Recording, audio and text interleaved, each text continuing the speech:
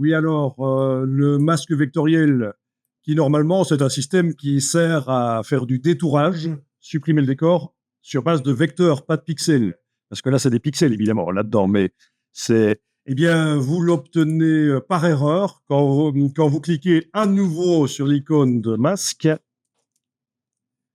Donc, c'est une erreur de faire ça. C'est parce que forcément, Photoshop, entre guillemets, voit qu'il y a un masque de fusion. Donc, quand on clique une seconde fois, il met un masque vectoriel parce qu'on ne peut pas avoir deux masques de fusion sur le même calque. À moins d'utiliser une astuce, mais Et avec ce masque vectoriel, comme bon, ben, puisque ça vous intéresse, faites le masque vectoriel et enregistrez et on va faire le petit test ici, hein. Je vais appeler ça masque vectoriel. Voilà.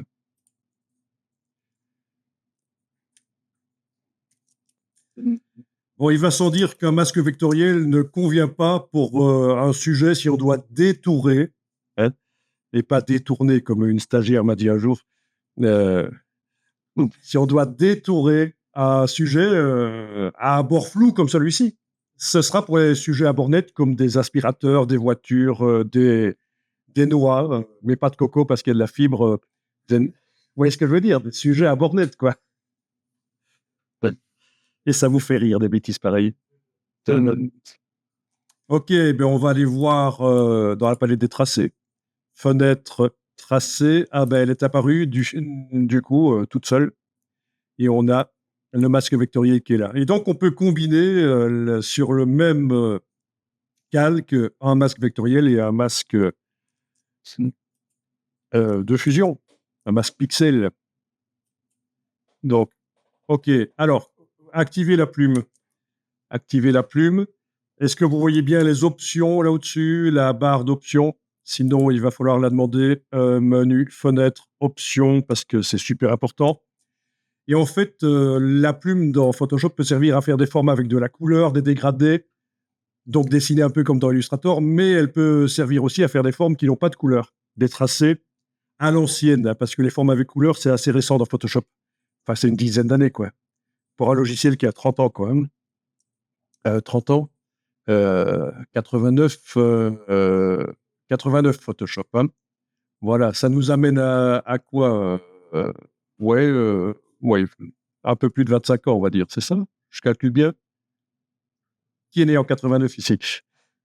j'étais dans Donald, Et t'as quel âge? 35. Ah ben voilà, c'est 35. Je n'arrive pas à réfléchir vite fait, là, c'est le matin. Donc ici, vous voyez l'option, là. Forme ou tracé. Qu'est-ce qui était indiqué chez vous?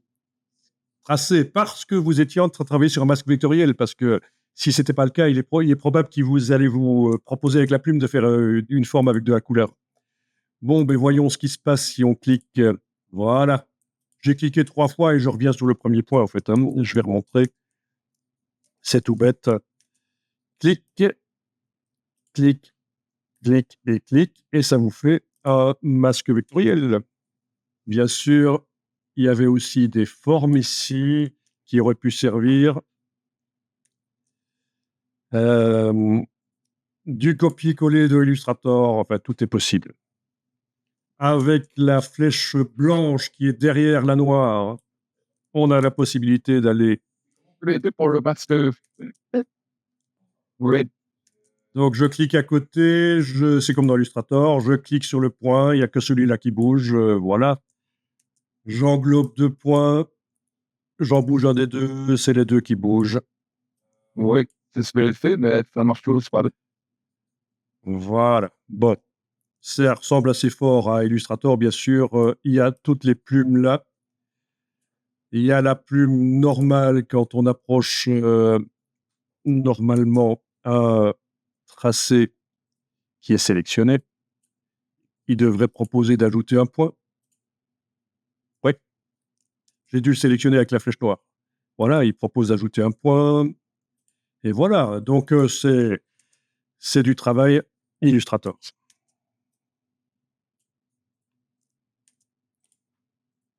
Les raccourcis peuvent être utiles, hein. J'utilise très peu les raccourcis ici en démonstration, mais après, quand vous êtes dans la vraie vie, faites des raccourcis. Utilisez les raccourcis, évidemment.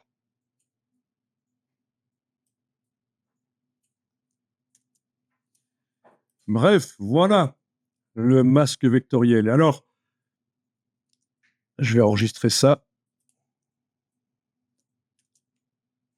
Juste mettre petit 02 là.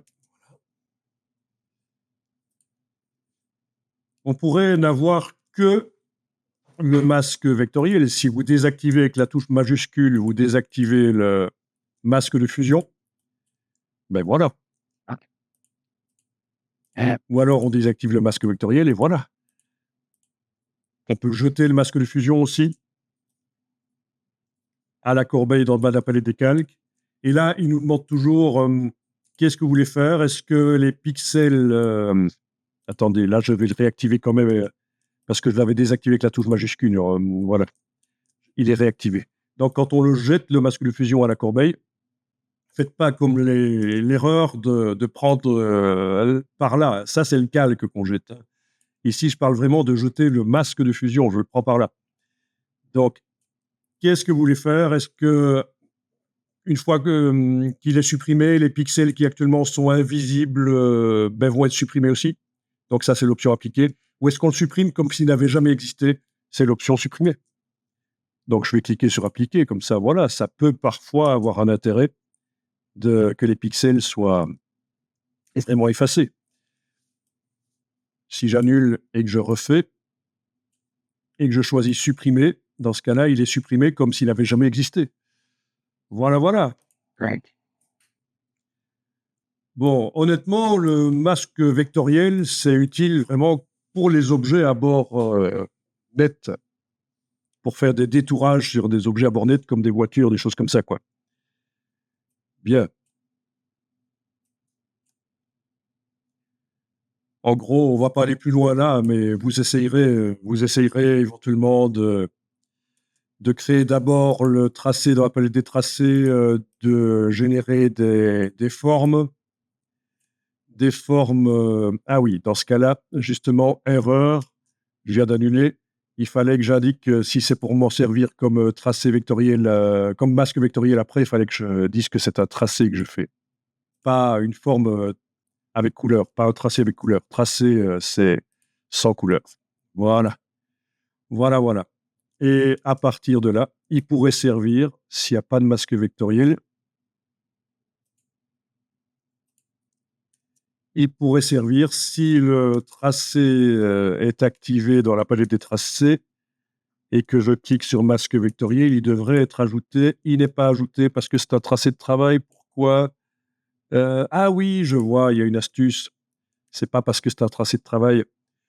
En fait, il faut indiquer qu'on va l'utiliser. En fait. Voilà, voilà. Vous avez réussi à faire?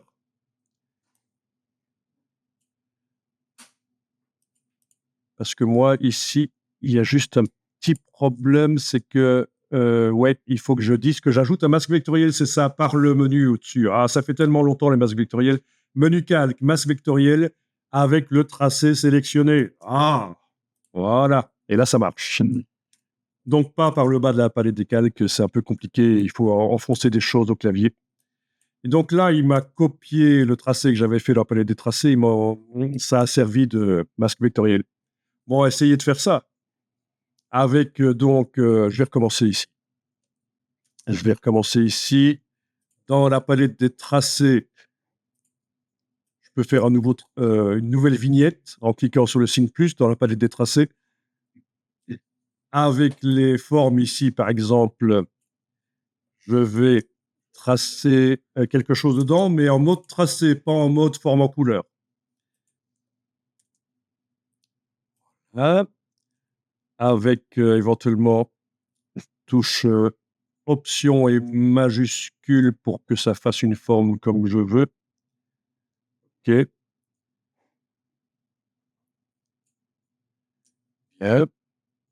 Ah oui, le nombre de côtés peut être modifié là au-dessus dans la barre d'options. Je vais passer de 5 à 6. Il n'a pas voulu le faire. Non, c'est le prochain que je ferai, en fait. Voilà, c'est ça. Avant de tracer, vous décidez le nombre de côtés ici. Bon, tout ça est assez intuitif, donc ça va. Alors, calque, masque vectoriel supprimé, calque, masque vectoriel tracé sélectionné, et voilà. Ah, je vois, ça reprend un truc. Oui, voilà, ce qui est arrivé chez toi, c'est ceci. Et là, je recommence une vignette de tracé dans la palette des tracés. Je vais faire donc une première forme là, et dans le même, je fais une deuxième forme. Voilà, la même vignette. Et alors là, quand on les sélectionne toutes les deux avec la flèche noire, vous avez les opérations booléennes qui sont certainement indiquées quelque part. Pourquoi je ne les vois pas?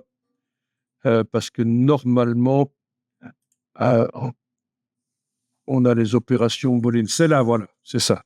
OK. Ah oui, le problème, c'est que j'avais sélectionné aussi ce masque-là. OK. Donc, dans le tracé ici, je sélectionne les deux formes du tracé. Et là, ici, les opérations booléennes, associer, soustraire, intersection. Voilà. Exclure. Exclure, ben, c'est ce qu'on utilise la plupart du temps, en fait. Hein. On peut dire ou, évidemment aussi associer, mais pour faire un effet graphique.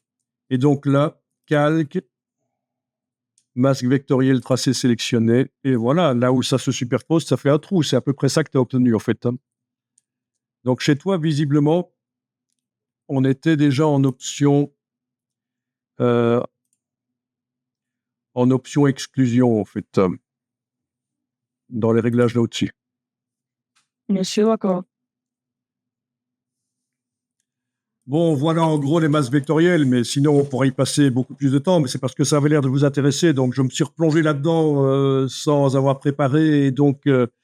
En réfléchir, c'est encore c'est un truc qui apparaît. Alors on en voit et à chaque fois, je sais pas. Voilà, ah ben maintenant vous voyez ce que c'est quand vous cliquez 2 fois sur l'icône là et que vous avez cette chose blanche qui arrive et on ne comprend pas ce que c'est. Voilà, voilà.